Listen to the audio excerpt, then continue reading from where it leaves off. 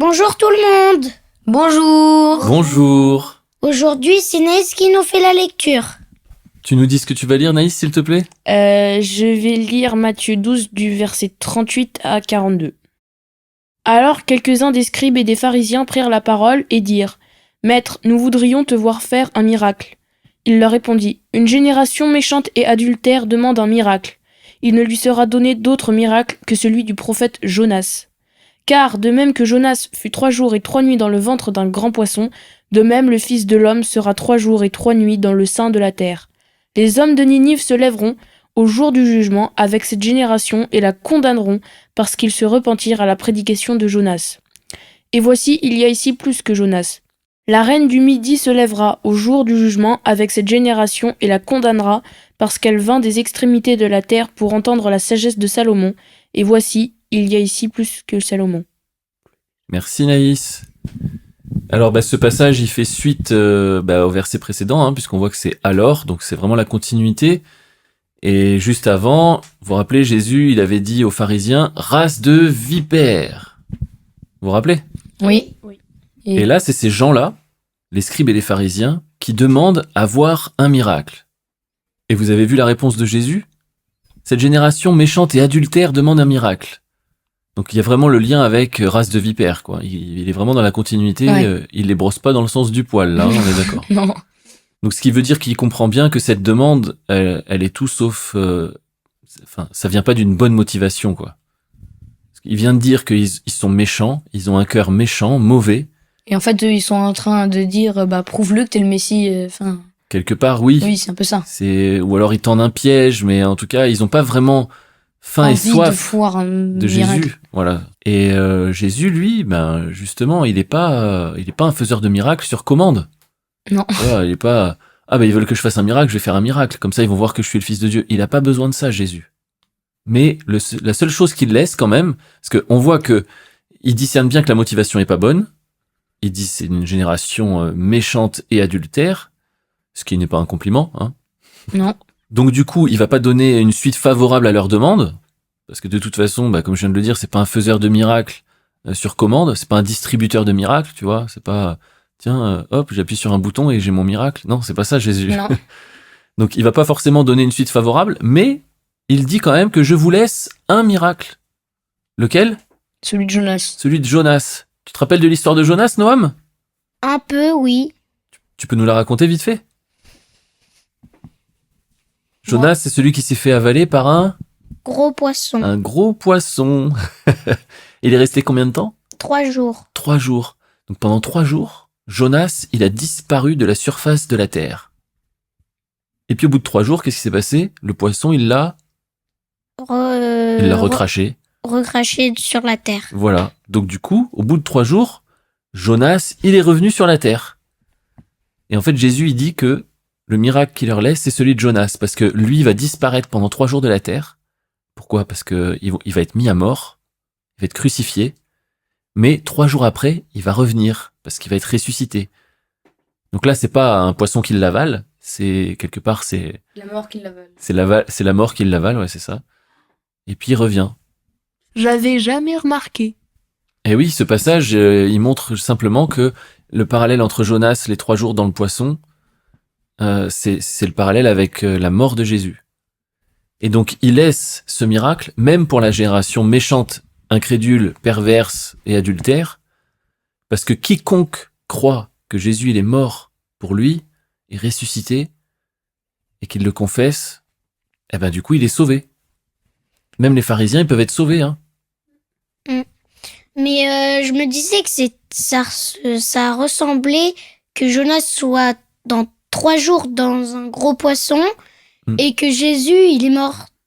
Il est mort pendant 3 jours et il a ressuscité 3 jours après. Eh oui. Tu vois, là, Jésus, il fait directement le parallèle.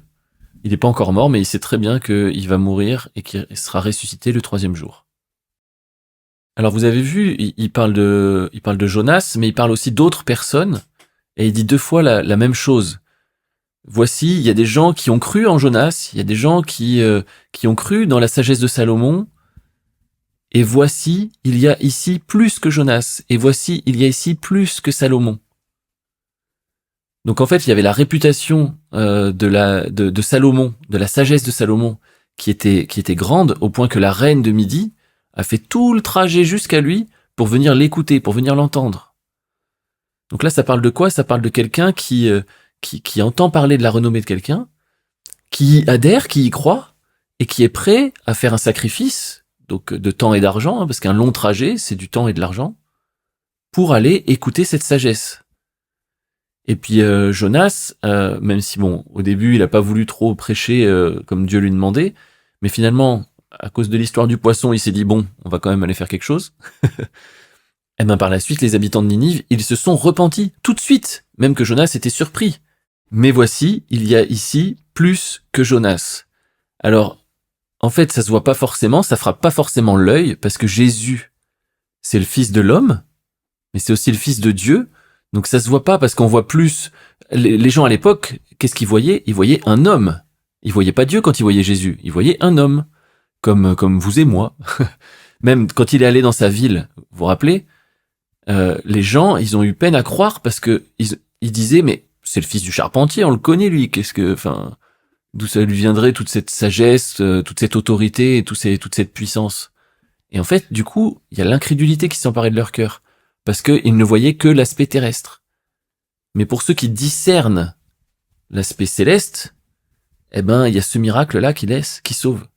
Et je crois qu'il y a un passage qui dit, comme tu dis, c'est pour Jésus, c'était quasiment impossible de prêcher à sa ville natale que de prêcher, prêcher dans une autre ville là où personne ne le connaissait, quoi.